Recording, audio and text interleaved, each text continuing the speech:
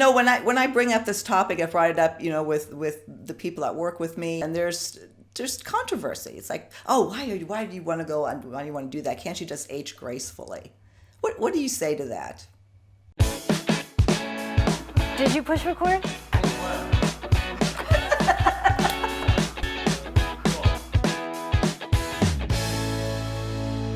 Thank you so much for tuning into our second act with Paige and Silka. Today is our expert segment, and joining us from Miami, Florida is board-certified plastic surgeon Dr. Adam Rubinstein. Dr. Rubinstein, thank you and welcome to Second Act TV. Well, thanks a lot. It's my pleasure to be here, and appreciate you having me on. Well, Dr. Rubinstein, as you know, that today we hope this is the first of many segments focused on plastic surgery, on aesthetic surgery, a procedure that you undergo the knife strictly to improve your appearance, and that comes with risk. And it comes with controversy. So before we really get into our segments on specific improvements we can make, let's talk about that, the psychology of that decision. How do you counsel people? What are the considerations? Well, I think you really hit the nail on the head. The most important thing is if you're considering having something done, that it's done for the right reason, which is done for you, and not because your husband or boyfriend or wife or girlfriend feels that maybe it would be a good idea. Really, it has to be from within. I always tell people I'm not in the business of need. I'm in the business of want. You don't need what I do. You have to want what I do. And if you want it very personally and you have a good motivation, something that makes sense, and you're asking for a change that makes sense, that I think we can achieve, well, that's the best reason to have something done. Mhm. Well, on Second Act, of course, you're talking to a demographic, a more vintage demographic. With us, there's a lot of sagging, there's a lot of wrinkling and expanding going on, to where the consideration to have something done permanently becomes more and more prevalent. One of the things that I know plastic surgery won't do is improve your self-image. Is that a message that you would agree with? Well, I think it can improve your self-image if the reason that you are self-conscious is something that we can improve. And that's a big portion of why people have plastic surgery, is because they feel very self-conscious about maybe a big bump on the nose, breasts that have sagged after having children. They don't feel comfortable in certain types of clothing, tummies that hang after having kids maybe, or after weight gain and loss, or just weight gain.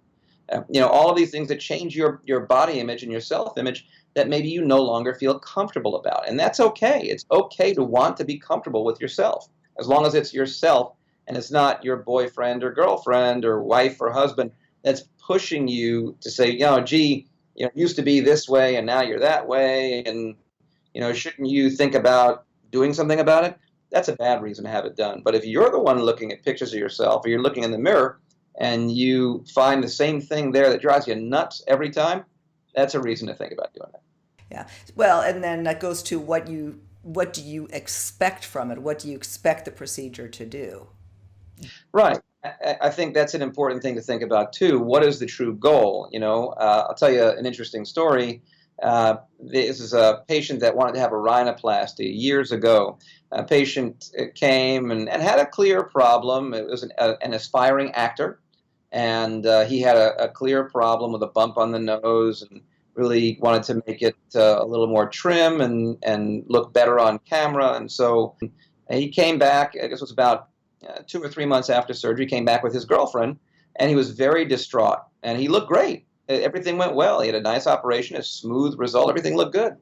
And he just was very upset and said, I'm still not getting much work, and I thought this would make a difference, and it hasn't worked out the way it is. I think it's just terrible. And then he excused himself to use the bathroom, and while I was gone, the girlfriend said, doctor, I think you did an amazing job. He looks great.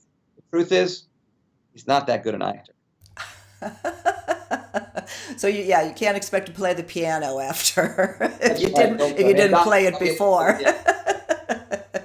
That's exactly right. When I bring up this topic, I brought it up, with the people that work with me, and some friends, and there's controversy. It's like, oh, why do you want to go and why do you want to do that? Can't you just age gracefully? What do you say to that? Well, there's nothing that aging gracefully doesn't obviate having procedures done. I mean, what is aging gracefully? Aging gracefully is aging with grace. And there's nothing ungraceful about having procedures to keep your confidence and to keep yourself looking fresh and good. So, where do you draw a line? Is having a little Botox to keep you from frowning not being graceful? Is having a filler when these lines get a little bit deeper and you start seeing, getting a little older, it's making me look a little older, I don't like it. Is that not graceful? I would actually say that it's more graceful to have that confidence in yourself, to feel comfortable and really good in your own skin. And if that means you get an injection here or maybe a little procedure there, it's not a bad thing. I always say vanity is not a four-letter word. When do you stay away? Have you found yourself in a position where you maybe rejected a client or turned down a procedure because psychologically you didn't think they were there? Absolutely.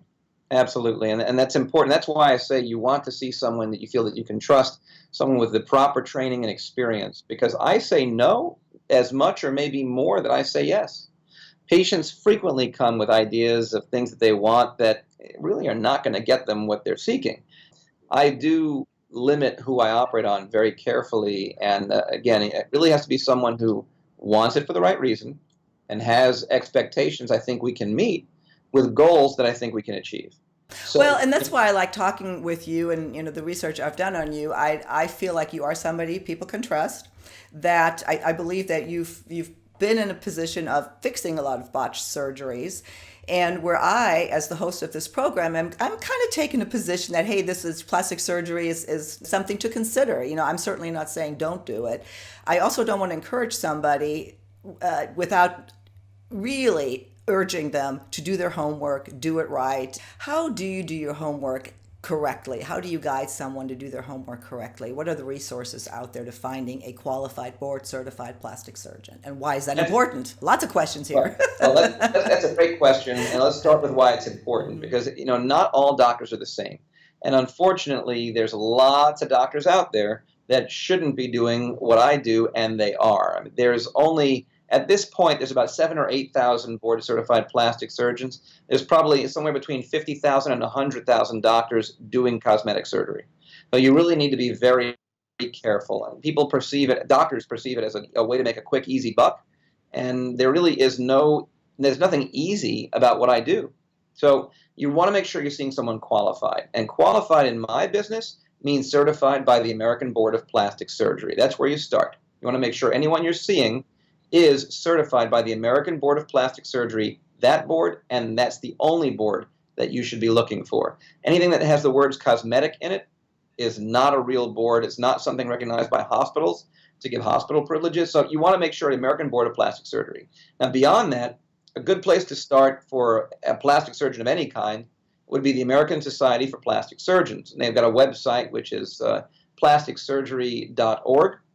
And the best place, in my opinion, to look for someone for cosmetic surgery is the American Society for Aesthetic Plastic Surgery, ASAPS. And they have a website called smartbeautyguide.com. On smartbeautyguide.com, every doctor is board certified by the American Board of Plastic Surgery, and they specialize in cosmetic surgery in their practice. So any doctor there is going to be someone who would be a good person to start with. I will be sure to link to everything you've just said. It'll be in the video description below. I will also make sure I link to all of your information. So if people want to get in contact with you directly, if they're in Miami or are willing to travel to Miami, I would encourage them to come see you. I have done research on you. I like the way you present yourself. I feel like you're somebody that is going to guide us in the right direction, and I look forward to talking with you more in the future. Specifically for our demographic, what are some of the more popular procedures that we can look forward to talking about? As we age, there's a few things that happen in your face that are pretty well standard for everyone, men and women alike. We lose volume in the face, and that usually happens in the cheeks. They get a little flatter, a little bit more hollow. We lose volume in the lips, and they get thinner and smaller, both men and women, not just women. And as we age, the skin of the face rotates downward and inward. And so you start seeing that's why you see these lines getting deeper, the labiomental folds, the marionette lines, they get deeper. And you get all this junk that accumulates under the chin and the neck as everything rotates down that way.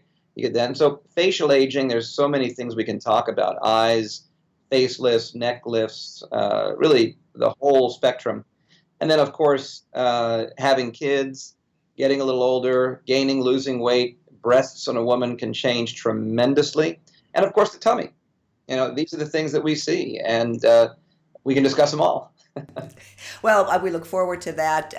Any last parting words for this segment? Well, I think you're doing a great thing. I think it's a great segment. I've been so happy getting a chance to speak with you about it. It's important messages to get out, and I appreciate that you're spending a segment to talk about what's important when you're making these decisions. I think the take-home message really is to make sure that anything you're considering is truly personally motivated and that you're getting advice from the right kind of doctor, someone who's got the right certification from the American Board of Plastic Surgery that you trust and you feel a connection with, and then they listen to you. You want to have good communication back and forth, get good information. That's how you make good choices and hopefully get great results. Thank you, Dr. Rubinstein. Great advice. We'll see you soon on another episode of Our Second Act with Paige and Silka.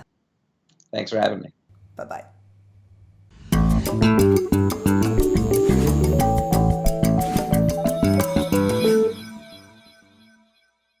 Thanks so much for watching. If you haven't already done so, please take just 1 second to subscribe to our channel. Button's right over here. And for more information about living your life to the fullest after 50, please visit our website, secondact.tv. See you soon.